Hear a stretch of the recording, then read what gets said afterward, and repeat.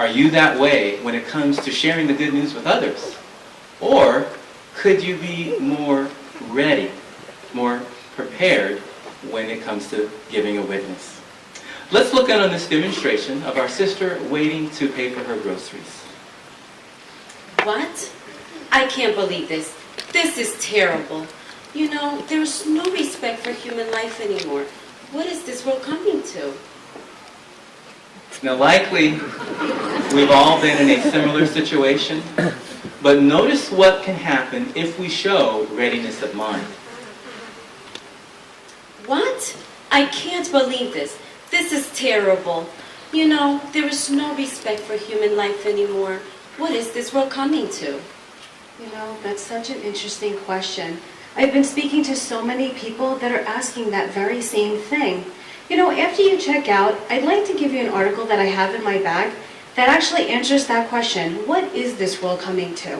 Really? That sounds interesting. Okay, why don't I meet you over by the door? Thank you, sisters.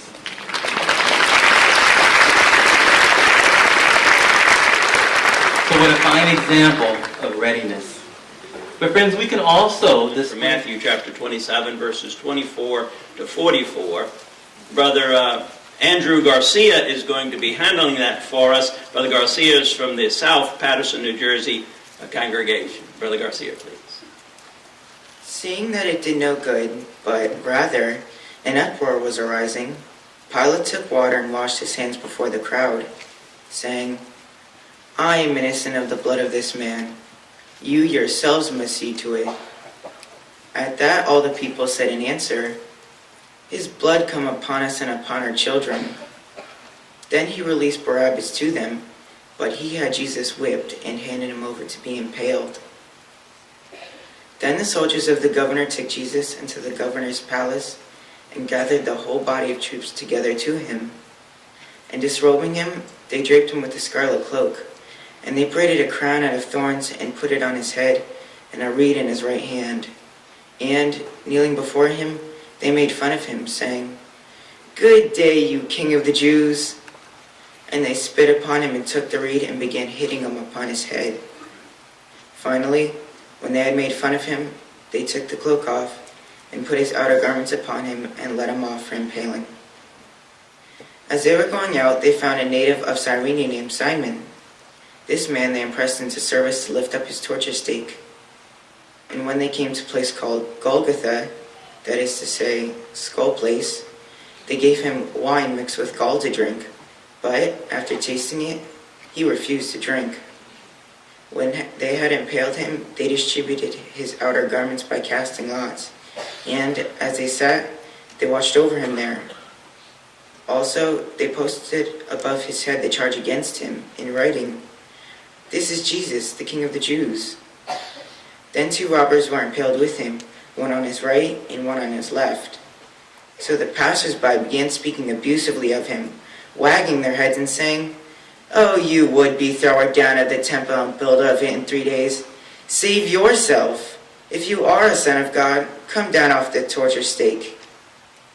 In like manner, also the chief priests with the scribes and older men began making fun of him and saying, Others he saved, himself he cannot save. He is King of Israel. Let him now come down off the torture stake and we will believe on him. He has put his trust in God. Let him now rescue him if he wants him. For he said, I am God's son. In the same way, even the robbers that were impaled together with him began reproaching him.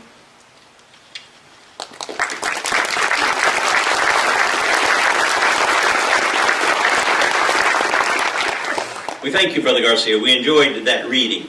In the BE book on page 108, it's in the material, Consider the Material Being Discussed. It says this, that the nature of the material in your talk also has a bearing on the volume needed. And you demonstrated that nicely for us. I just made a couple of notes. There were several places. But in verse 24, when Pilate was saying that he was innocent, washing his hands, you elevated your voice as if Pilate was angrily saying this to the crowds, which was the case. In verse 29, when they were taunting Jesus, you again elevated your voice. Good day, you said. Later on in verse 40, again, the taunting was and you elevated your voice.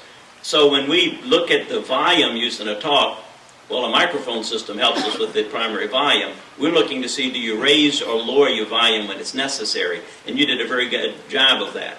We also appreciate that you made the point stand out for us nicely by your proper pausing, because it changed different people speaking, different situations. It was a narrative of a lengthy event that was taking place there.